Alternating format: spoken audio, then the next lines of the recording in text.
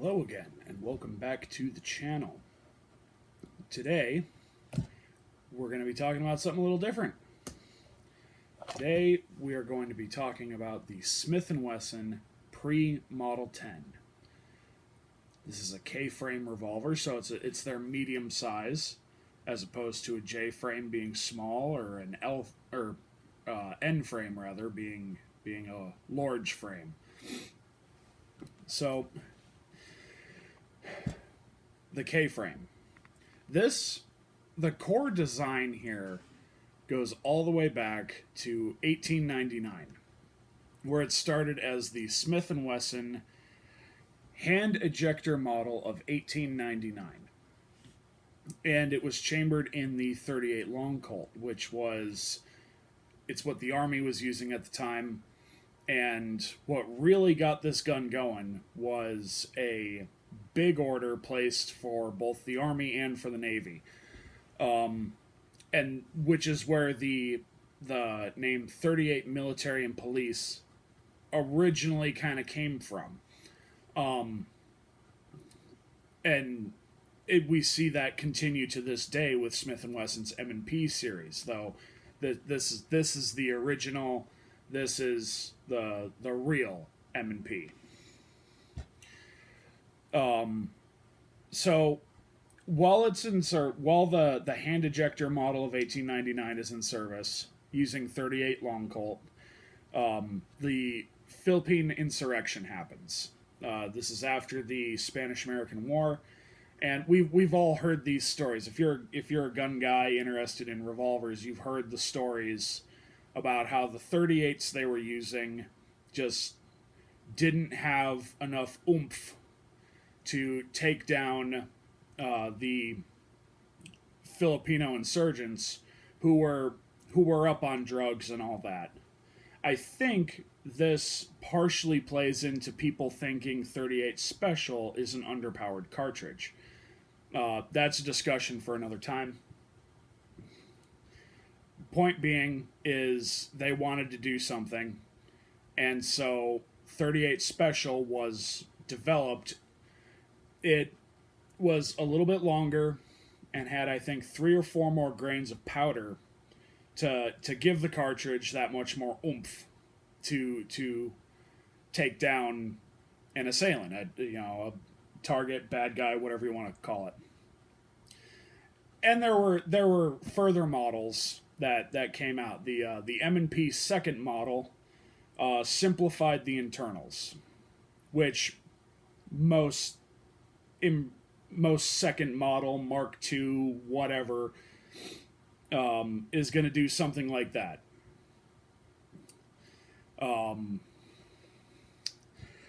It also introduced this locking lug underneath the barrel for the ejector rod. Originally, not originally, I suppose, it's a second model, had a round butt for a much narrower grip. In 1904, you see the introduction of the square butt, which you'll see right here. I'm saying a lot, I'm sorry. This kind of became the 38 M&P model of 1905 fourth change. There's so many small changes to this that a lot of them aren't kind of worth their own little segment. The gun had a great reputation. It was reliable and it was accurate, which seems to be a thing with Smith & Wesson, reliable and accurate. After World War I, this became very, very popular with both civilians and police. This is where the snub noses are introduced. So, essentially, this gun with a 2.5, or a 3-inch barrel. And it just kind of went from there. World War II comes around, and you get even more simplified with the Victory model. Now, the Victory is there's three things about the Victory that stand out above all else, I think. First and foremost, the most noticeable is a Parkerized finish. Smith & Wesson's known for this nice blue, not I wouldn't call it high polished, it's not a mirror, but it's not a matte blue either, just this nice blued finish. And to save money and simplify the process, they went to parkerizing with just about all other military firearms. The next change that they made was these nice diamond checkered grips and medallions. They went away in favor of just smooth walnut. Nothing. It was cheap and easy. It eliminated another step in the process to produce these. The third was we actually added a step and put a lanyard loop on the butt of the gun, because the military likes their lanyard loops. I think to this day, I believe the M17 and M18 use lanyard loops. I know my issued Beretta M9 did.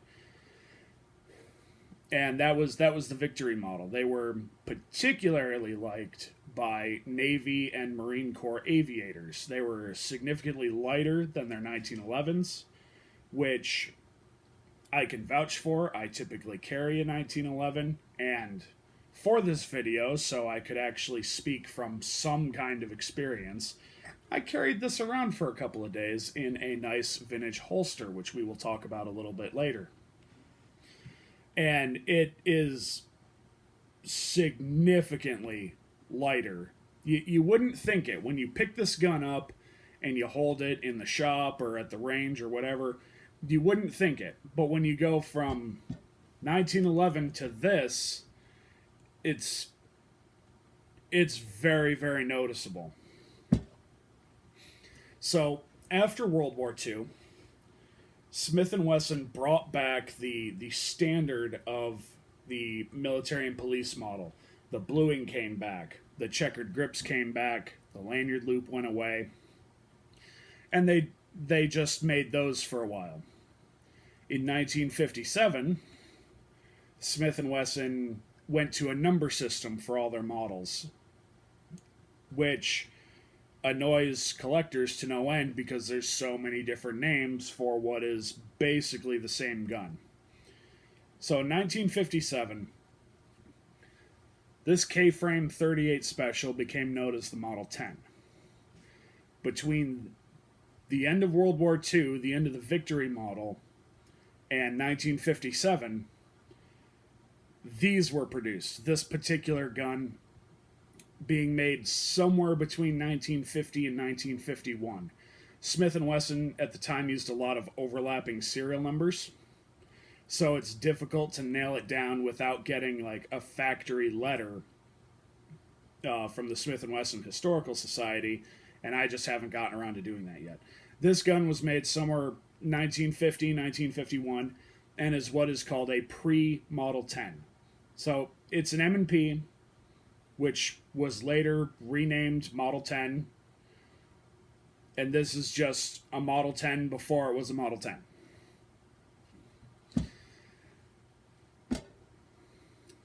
Basic info on this particular specimen. We've got our big ol' half-moon sight, which I believe in the late 50s, maybe early 60s, I forget exactly, went to more of a ramp versus this big ol' half-moon. Despite the size of this half-moon front sight, you still have an itty-bitty little notch in the rear, which makes for a very, very small sight picture. It's still capable of some really good accuracy, but it's a small sight picture. I mean, your walnut squared butt with checkered grips, gold medallions, or at least gold plated. It's kind of rubbing off. I don't know how well you'll be able to see that, but you can see where it's kind of rubbing off there. The gun's 70 years old. I'm not going to blame it for that. This holster I picked up from Vintage Gun Leather Today. If you're into this sort of thing, which if you're watching my channel, I assume you are, This is a vintage Alfonso of Hollywood thumb brake holster. And it is just absolutely fantastic. Very comfortable to wear. Very cool. Goes with the gun. Looks nice. And another thing I picked up was this little cartridge pouch. Also, Alfonso of Hollywood. And it just kind of wraps around your belt. So when you pop it, your ammo's there. You kind of get it in your hand. This is not the ideal way to carry your spare ammo or try to reload under stress. I'm going to do another video about ways to reload a revolver under stress, but a belt pouch like this is not it. Very, very easy to fumble. So this holster is more of a duty holster. The way it rides is the gun is out away from your body rather than pulled in towards it like modern concealment holsters. This makes it very nice and easy to just get a hold of the gun, break the snap, and draw.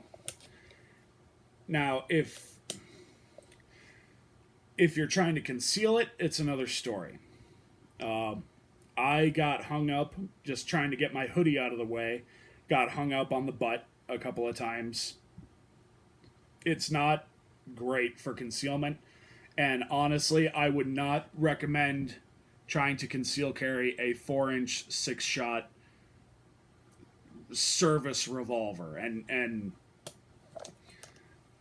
I don't think anyone would argue that this is a service revolver, not a snub nose conceal carry.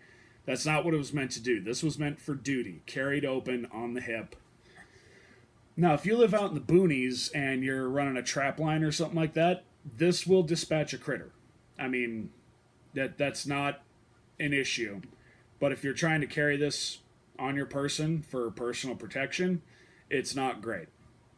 The K-frame, it's too big to be a backup gun, in my opinion. Even if you had a 2-inch barrel, it's just too big. But the reload is too slow for it to be a primary. Now, am I saying anything that a reasonable person wouldn't already know? I hope not. This is big time FUD gun. If you're carrying it, but that's not to say it's a bad gun. It's a fantastic, fantastic gun. I really, really enjoy this gun. It will be in another. I will get another video talking more about accuracy and shooting it. And like I said, we will be doing a video discussing reloads under stress. We will compare this belt pouch to more modern design speed loaders and things like that. And that's about that. Nothing too crazy here.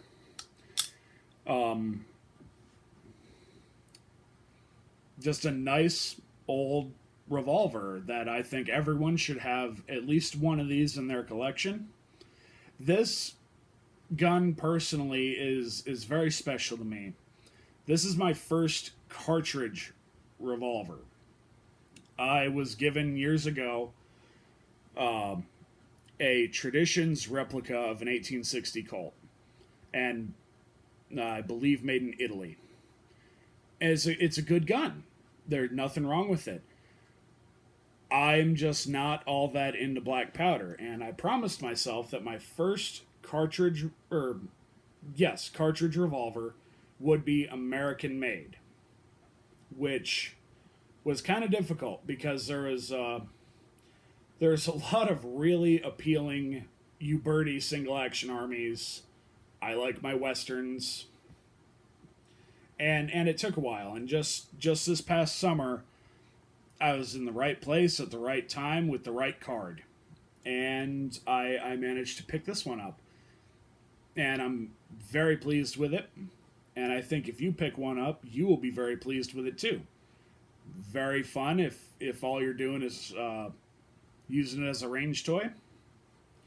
With the right load, you can absolutely fight with this gun, but it's not going to go well unless you practice reloads with the kind of time and dedication that Jerry Michalik has.